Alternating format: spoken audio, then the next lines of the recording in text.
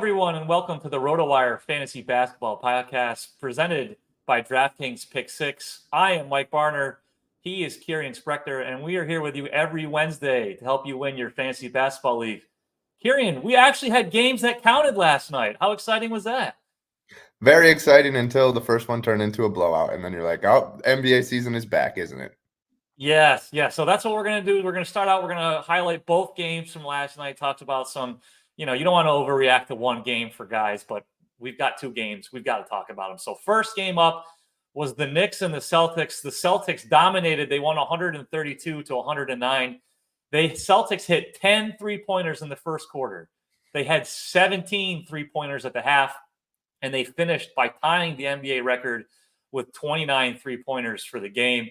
They had 113 points through three quarters. The score could have been way worse had they left their starters in longer.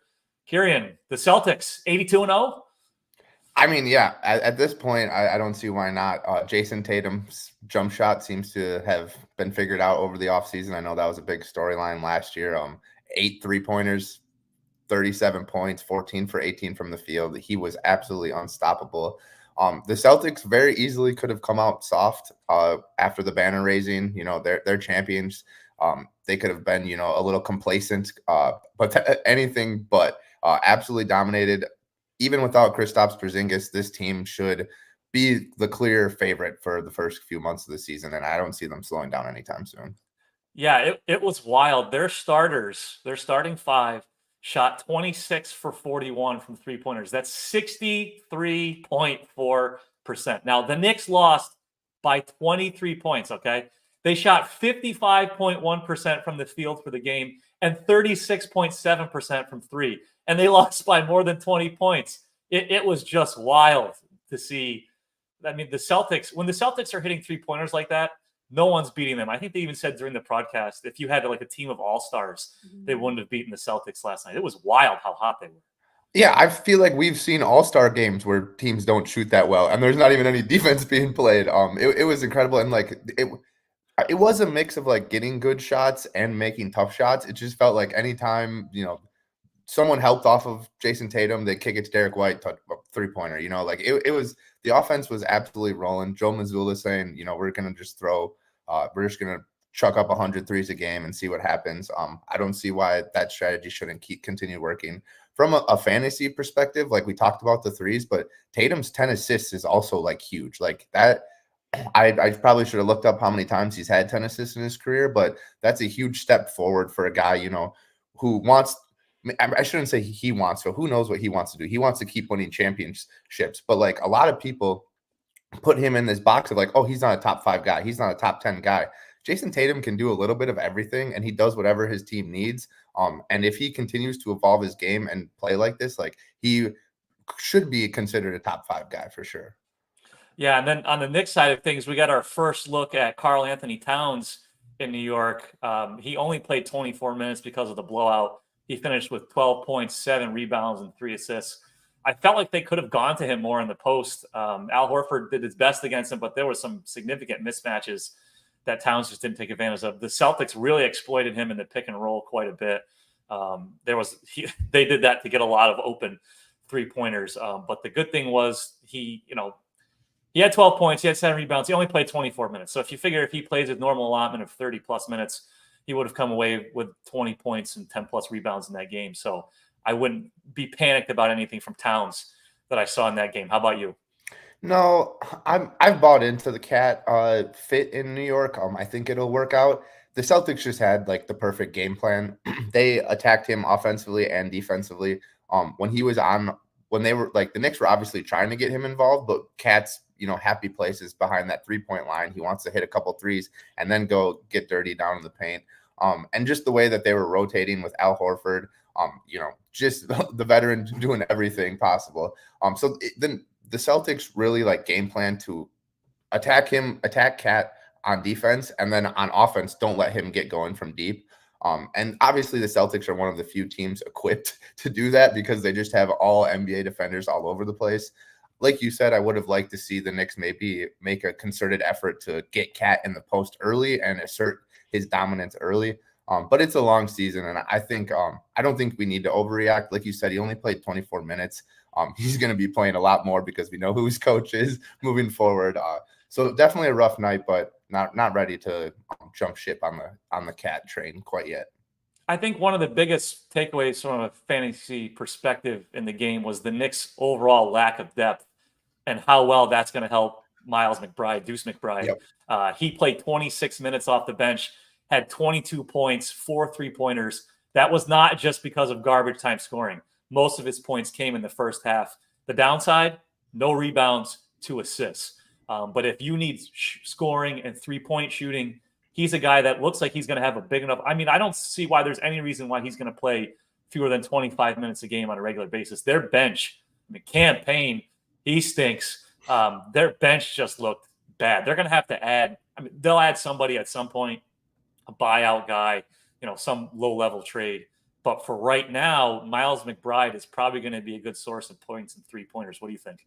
Yeah, absolutely. I think if he hadn't solidified the 6-man spot yet, his performance last night did. I'm ready to overreact with Miles McBride. Look, like when Jalen Brunson, the Knicks had so many injuries last year, and for a long period, McBride was starting, playing heavy minutes, and was fantasy relevant in standard leagues. Like he was a really good player, and then you see, okay, now they're healthy. They bring in Cat, they bring in Mikal. Miles moves to the bench, but there's no one on the bench. So like Miles is going to get these minutes, and he's already proven that he can perform like quality fantasy production on a daily basis.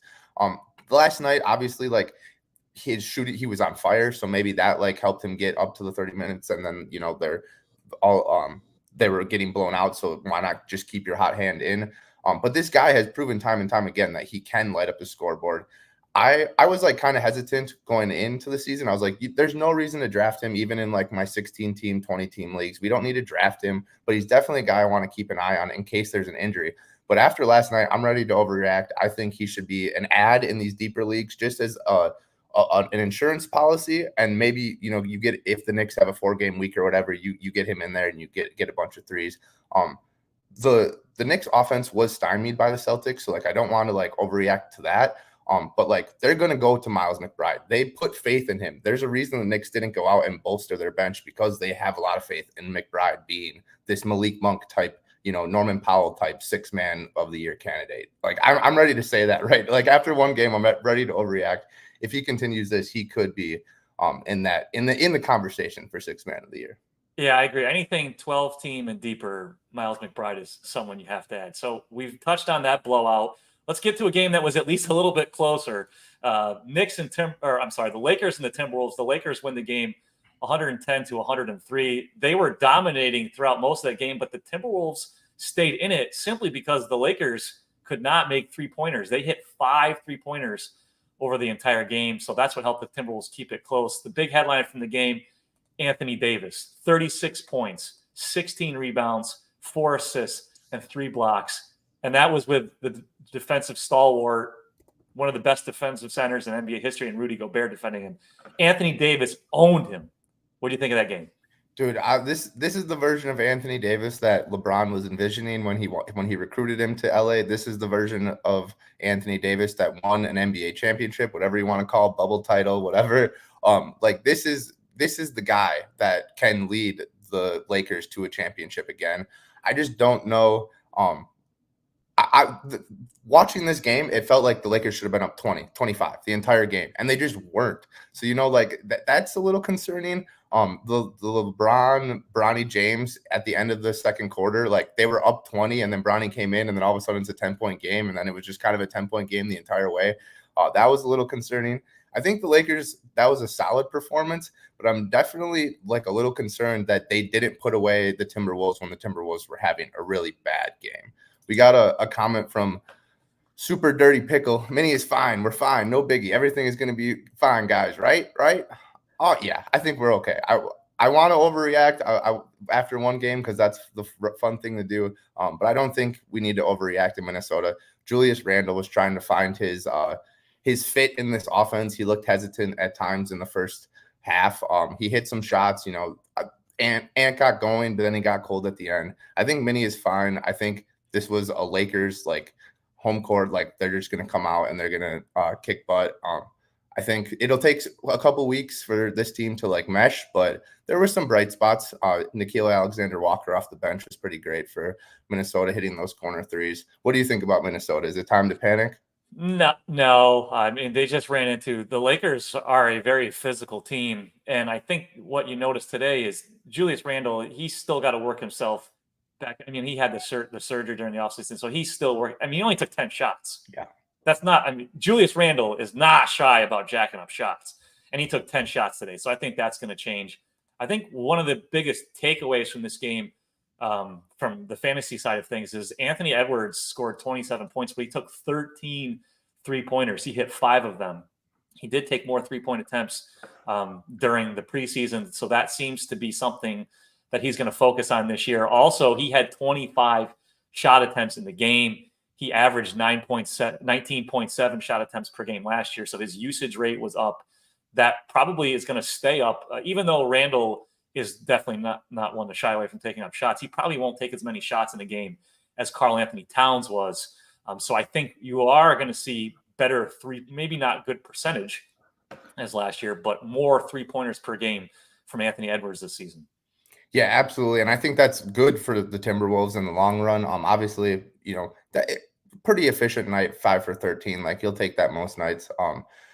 What did you think about the Timberwolves bench? We had basically 3 guys off the bench. Ingles played 7 minutes. You had Nas, typical. DiVincenzo played 32 minutes off the bench, and NAW, Nickeil Alexander-Walker, played 28 minutes. You think that's any fantasy value off the bench in Minnesota? The DiVincenzo thing is what stands out to me. Not only did he play, I believe it was 32 minutes, Mike Conley only played 20. Yeah. So Conley was already playing limited minutes last season, and that's with no viable backup behind him. The reason that he's going to continue to play, now they actually have a viable backup in DiVincenzo, who's a very good shooter. He looked active. I mean, his shot wasn't falling great. He had 10 points last night.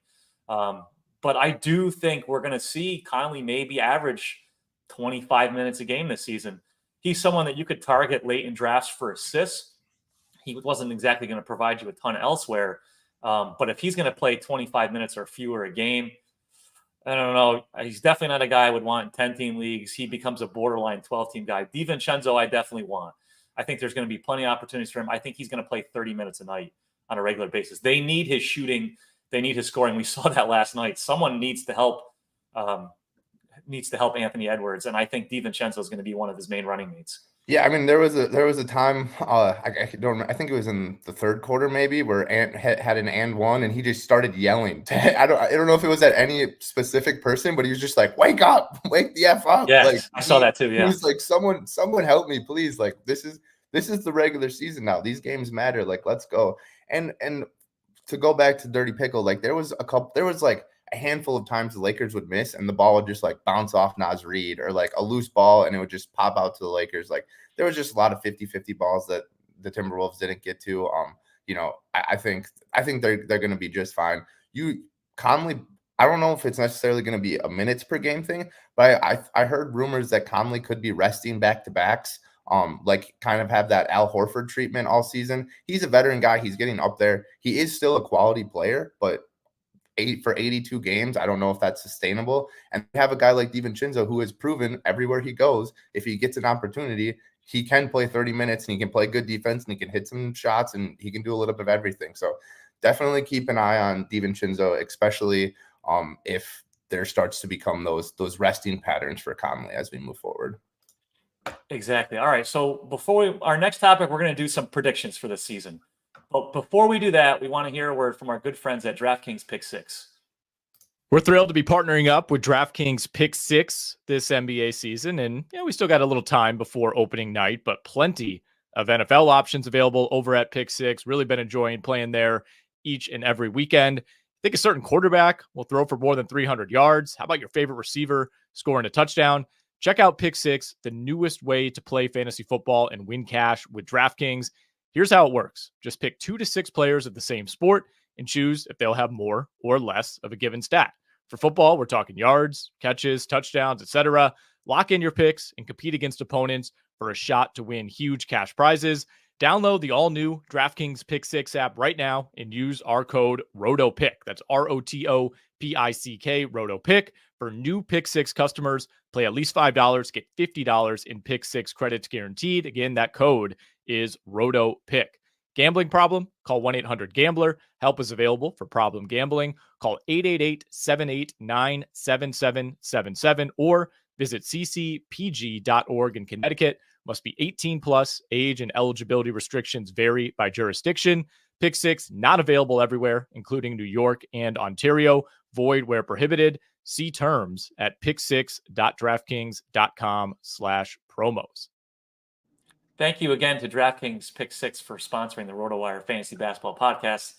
Now, last night was opening night. Tonight's the first big slate of games. Drafts are done, mostly. Fantasy basketball drafts are done. Now we're going to each name our fantasy basketball MVP for the season, a breakout player, and a bust. So, Kirien, let's start. Who is going to be your fantasy MVP this season? It's gonna hurt me to say because I did not get him in any of the leagues, the dozen leagues or whatever, however many I'm in. But my fantasy MVP for this year is SGA, Shai Gilgeous-Alexander. Look, he should not fall past pick 4 if you're non-auction, if you're in a snake draft. Obviously Wemby, Jokic, Doncic. If you have pick 4 and he's there, you have to take him. If you don't, you're gonna lose your league. And I can arguably make a case for him over Luka and Jokic. Like, it may seem crazy, but like Luka had those nagging injuries to end, like, in the postseason. He was still playing pretty well. He obviously led the Mavericks to the finals, so he was playing pretty well, but he had those injuries. Then he tried to play for Slovenia to qualify for the Olympics. They didn't make it. He was still kind of injured. Then he gets to training camp, and he's still kind of injured. The Mavericks are good. They added weapons. They may not need him to play the 70, 75 games. I'm not going to say, like, don't draft Luka in the first round. Like, look, he's healthy now. You draft him, you play him. I'm just saying in the future, these nagging injuries could, like, catch up to him. He's playing heavy minutes. He might not. I want him to win his first MVP, but after they made the finals, winning kind of probably seems more important right now, especially with Kyrie and Klay on the squad, these veterans. And then Jokic, like, are we confident that the Nuggets are going to be contenders again? The West is really tough. I thought the Nuggets should have been, they were the team to beat. It was like, if someone can knock them off in the playoffs, then it's anyone's game, right? Like, they are the top dogs. This year, going into this year, I'm not going to say KCP, like, losing KCP makes them like a bottom tier team in the West, but he was a really good glue piece. Like, he made those threes. He played really tough defense. Christian Braun, I like him. I think Brown is like, he's solid, but like, he's not the type of player that KCP is, like, two-time NBA champion. Like, so I can make a case for SGA over those two just because of those, like, minor concerns. I'm still drafting those guys in the top 5, but I would take SGA 2 after Vic if I could. I didn't have the opportunity in any of my leagues. But look, SGA had career highs in games played, steals, assists, rebounds. He's an easy 30-point-a-night guy with great shooting splits. He flirts with 50. I mean, I wouldn't say 50, 40, 90. That three-point shot's still a work in progress, but 50, 35, 90. OKC made huge additions, right? They got Caruso. They got Hartenstein. Hartenstein's not going to play for a while. But those guys don't come in like, in Philly, you bring in Paul George, and that probably takes away some shots from Tyrese Maxey. Paul George is not playing right now, but, like, Caruso and Hartenstein don't take anything away from SGA. They just make SGA's life easier, more batted balls, more easier opportunities for steals. I think SGA, I don't want to steal your thunder. You're coming up with your pick now. You took the clear, obvious number 1 overall pick. SGA probably isn't going number 2 in a lot of leagues, but I'm willing to take the best player on arguably the second best team in the league, and then just seeing where the chips fall. Yeah, you hinted at who. I mean, I took Victor Wembanyama. I'm not going to do a deep dive here. Do we really need it? But I'll give you this stat. Over 22 games after the All-Star break, he averaged 23.5 points, 12 rebounds, 5.3 assists, 1.5 steals, 4.5 blocks, and 2.3 3-pointers. That is insane. Now, during that span, he played 32 minutes a game. That's more than his season average. He should continue to play more this year. Beginning of last season, they were limiting his minutes in a few different situations, which impacted his overall numbers. He has an actual point guard now that can throw him an entry pass and Chris Paul. So that's going to be huge. if I don't have him anywhere, I didn't get any picks in the top. I don't think I got any picks in the top 5. I didn't get any top 1 or 2 picks. I didn't get him. I don't need to talk about it anymore. Victor Wembanyama, if he's healthy, there is no one that can produce the stats that he can. And he is, we throw around the term league winner a lot. You can win your league with the number 1 overall pick if Victor Wembanyama plays 70+ games this season. RotoWire, we did our this is like our free fun league. 20 teams, auction draft, $200 budget. Victor Wembanyama went for more than $100, triple digits. Jokic was like 85 or something like that. Luka was like 78, 80. But yeah, Wemby triple digits, and like I feel like everyone in the league was kind of like, that's ridiculous, but also I'm a little jealous because he's good. He can easily just win your league just with one guy. You just got to knock on wood that he stays healthy the entire season. All right, now let's dig a little deeper because I gave you such great advice that Victor Wembanyama is going to be good. You can only get that here on the RotoWire Fantasy Basketball Podcast. Let's talk about a breakout player for this season. Who's your breakout player, Kirien? Yeah, so I'm going with Brandon Miller.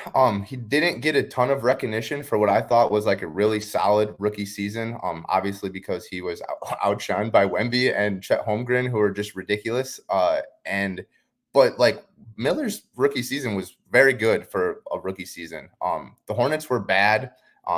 Probably also impacted like how much recognition he was getting. There are concerns about LaMelo returning and dominating the usage, and I think that's fair, but I also think that is represented in his ADP. He's going at like around 63. I'm really like I understand those concerns about LaMelo coming back, but LaMelo is a point guard that is going to increase the pace of this offense. They scored 115 points per game over the first 15 games last year before LaMelo got hurt. That would be like just outside the top 5 if they sustain that for the entire season. So I'm looking, Brandon Miller, Miles Bridges. Miles Bridges has the off the court issues, and whatever that shouldn't factor into your fantasy decisions. But I'm rolling with Miller here as the number 2 option on an offense that is top 10 probably if LaMelo stays healthy all season. And I think Miller can easily be a top 50 guy, maybe even a top 25 guy. There aren't a lot of like supplementary stats. We're just looking at points and 3-pointers, good free throw percentage. So there may be some knock because of the rebounds and the assists. But again, if this offense is rolling like it should be, I think Miller and LaMelo are a 2-man game, and Miller should be an easy breakout player this year. Yeah, like a slightly anonymous M says here in the chat, LaMelo also a great passer, and we'll find Miller. I think that's a big thing. Yeah. LaMelo's going to suck in the defense, and Miller is showing that he can be a very good 3-point shooter. So I think they'll get him quite a few open 3-point looks there. So for my guy, I'm going to go, we saw him play last night. Austin Reeves, his Yahoo ADP was 88. Last night he had 12 points, 9 rebounds, 4 assists, a steal, and a block over 36 minutes against the Timberwolves. He averaged just under 16 points, 4.3 rebounds, 5.5 assists, and 1.9 3-pointers last year. What I like, efficient. Shot 48.6% from the field, 36.7% from 3, and 85.3% from the free throw line. If you play in 9 category leagues, only averaged 2.1 turnovers per game. He put up those numbers in what was a best case scenario season for the Lakers. Why? Anthony Davis played 76 games, LeBron James played 71 games, and D'Angelo Russell played 76 games. Are all 3 of those guys going to play at least 71 games again this year? I don't think so. Especially LeBron and Davis, another year older. I don't think that both of them are going to play that long. If anybody's out for an extended stretch, Reeves is going to see his role and his usage rate significantly increase. Like I said, ADP of 88. I think he's easily a top 75 player, and I think he's got top 60 upside. Yeah, I think he's a fine play while they're fully healthy. The production may be a little sporadic, but I think you nailed it. There are major injury concerns for a veteran roster. Van Gundy made a funny take. He was like, it was funny that the Timberwolves made the Western Conference Finals last year, and they felt they needed to make a major personnel change by getting rid of Cat and bringing in Julius and these guys. And the Lakers were in the play-in tournament for a second or third straight year, and they didn't do anything.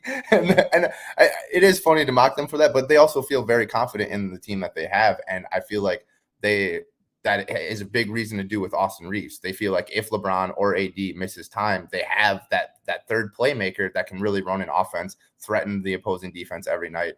I think you're 100% right. As is, he's probably a top 75 guy. If one of those big dogs goes down, he's a top 50 play moving forward. So I really like that pick too.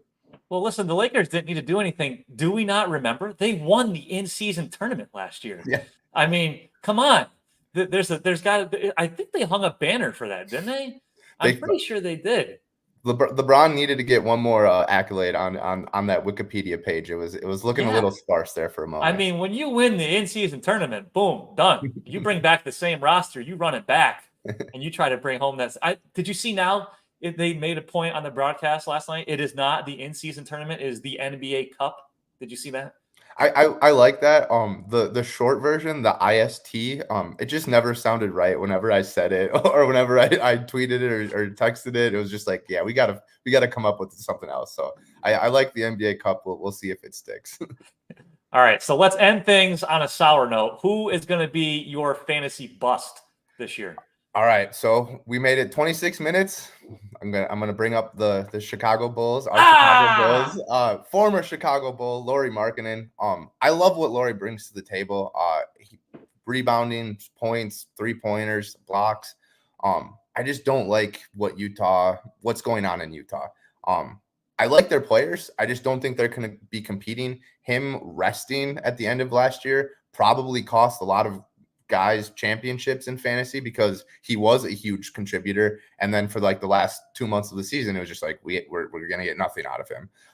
I don't see why that same situation won't come this year, especially with Cooper Flagg at the top of the draft class. I'm sure Danny Ainge is licking his chops, trying to do whatever he can to get that #1 pick this year. So yeah, Markkanen has played more than 55 games in a season only 3 times in 7 years. He's never played more than 70 games. His career high of appearances, 68, came as a rookie when he was in Chicago.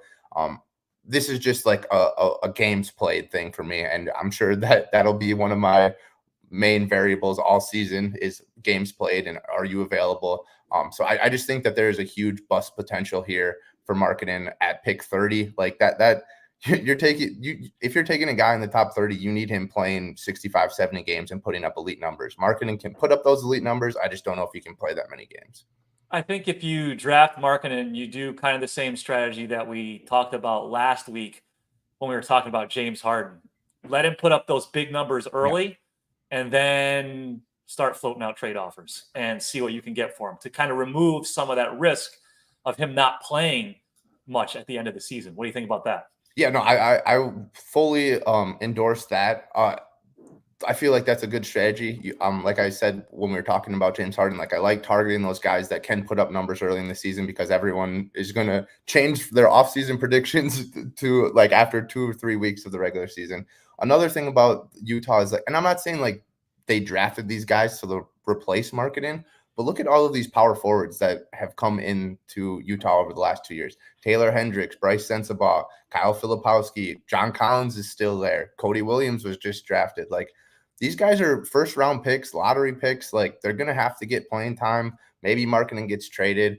The Warriors, Draymond Green said on his podcast that they were trying to trade for Lauri Markkanen and Paul George. I don't know how advantageous it is to the day before the regular season starts to be like, oh, actually, we didn't want any of these guys on our team. We actually wanted these other guys, but that's another story for another day. I don't want people to be misconstrued that like I don't like Markkanen as a player. I really do. I think he's awesome. I just don't really like his situation right now. So we're going to draft him, and then when February rolls around, we're going to try to trade him. So my bust is a guy that I don't want to draft or trade, and it's Paul George, ADP of 34 on Yahoo. We already got the news yesterday. He's going to miss opening night against the Bucks with his knee injury. He's not even going to be reevaluated until later in the week. I think he's going to miss multiple games right out of the gate. We talked about this when we talked about Joel Embiid.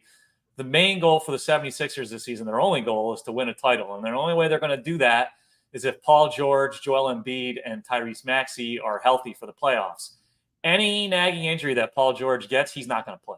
They're going to rest him. They're not going to mess with this. I don't see him playing more than 65 games this season. I don't even know if he's going to play 60 games. His ADP of 34, a lot of that's baked in before we knew definitely that he was going to miss opening night and potentially longer. I don't have Paul George on any team. He will not be someone that I would even consider trading for, even when he gets healthy. No, thank you. Let someone else mess with Paul George. Yeah, I have no issues with that take. ADP 34, and he's the third best option, even when he's healthy. Being in Wisconsin, I get a lot of Milwaukee Bucks takes, and a lot of Bucks fans were like, "Oh, everybody in the NBA wants to call Chris Middleton injury prone because he's not ready to play." But then Paul George and Joel Embiid are sitting out right away, and I'm like, that's a pretty fair take. This has been an ongoing thing for Embiid and PG. Hopefully he's back on the court. The NBA is better when Paul George is, doing his moves, his slow-mo moves. But pick 34, pick 35. I'm probably not even taking him, even if he's available at pick 50 right now. So that's a good take. Yeah, I like here, slightly anonymous M says, I shipped away Paul George for DeJounte Murray before the injury news.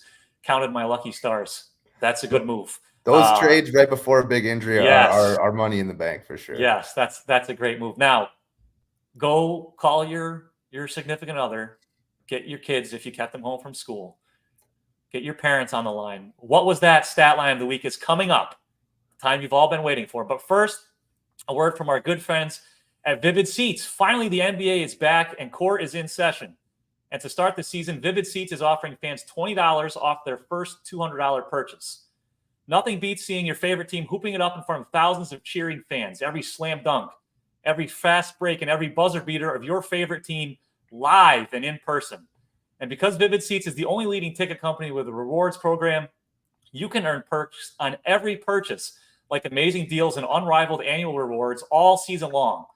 Plus, with a 100% buyer guarantee, you can be sure your ticket will be as legit as your love for the game. Visit vividseats.com or download the app today and use promo code RotoWire for $20 off your first $200 purchase. That's promo code ROTOWIRE for $20 off your first minimum $200 ticket purchase. Download the app or visit vividseats.com today. Vivid Seats, experience it live. All right, Kirien, what was that stat line of the week? All right, so going halfway through the Celtics game, I was like, maybe we're going to have a positive. What was that stat of the day for the first time? But then the fourth quarter happened, and the Celtics reserves absolutely went cold, and it made my job a lot easier. You mentioned it earlier. The Celtics were absolutely on fire. With 2 minutes into the fourth quarter, the Celtics were 29 for 48 from deep. That is a 60% mark. And then they just got absolutely ice cold. Celtics ended the game 0 for 13 from 3. They stayed at that 29 makes mark, which tied the NBA record. But Sam Hauser, Peyton Pritchard, Xavier Tillman even got one up. The reserves just could not hit that clutch one. 0 for 13 in the fourth quarter. What was that? Still a great game from the Celtics overall. Their shooting percentages still look great as a whole, which is crazy. When you go 0 for 13, you'd think that would absolutely tank all of your percentages. That is, you live and die by the three. Luckily, the Celtics had already blown up the game, so they didn't need to. But what an interesting fourth quarter that was for sure. Yeah, it was wild. The crowd, you could hear it every time they touched the ball from behind the arc. And then every time, I can just imagine. I haven't talked to him today, but I can imagine Ken in his man cave with his bourbon in hand every time. That might be, maybe that's going to be in his old man rant. But if he does, he has to give credit to you first, Kirien, because that was the crowd was loving it. I love you. The broadcast said at one point, "There's no free food or drinks on the line. There's just a record." It was pretty cool. So for my what was that stat line of the week, I'm in that same game. I'm also going negative. Mikal Bridges in the first half had no points. He shot 0 for 5 from the field and 0 for 4 from behind the arc. What was that? It looked ugly. It looked like his arms were independent from his body. Everything, he looked like he had no control over his arms. It was very ugly shooting. He finished the game with a strong second half. He had 16 points in total, 2 3-pointers. However, no rebounds and 2 assists, no defensive stats for the entire game. That is a concern. But our big, what was that stat line? Bagel, goose egg. Mikal Bridges, Mr. Multiple first-round picks in the first half against the Celtics. Don't want to see that. And you mentioned that right there at the end, like the Knicks gave up a haul to get this guy. So not the debut we were looking for. Did you think that his shot looked different in the second half? Or it's one of those things. Like I feel like anybody who's played basketball who's gone through a shot change is like, you change your shot in practice. You're doing the things that you're supposed to be working on, but then you get into a game and the first time you miss with that shot, you're like, all right, I got to go back to my bread and butter because I feel more confident with that. And I felt like that was kind of what happened with Bridges in that game.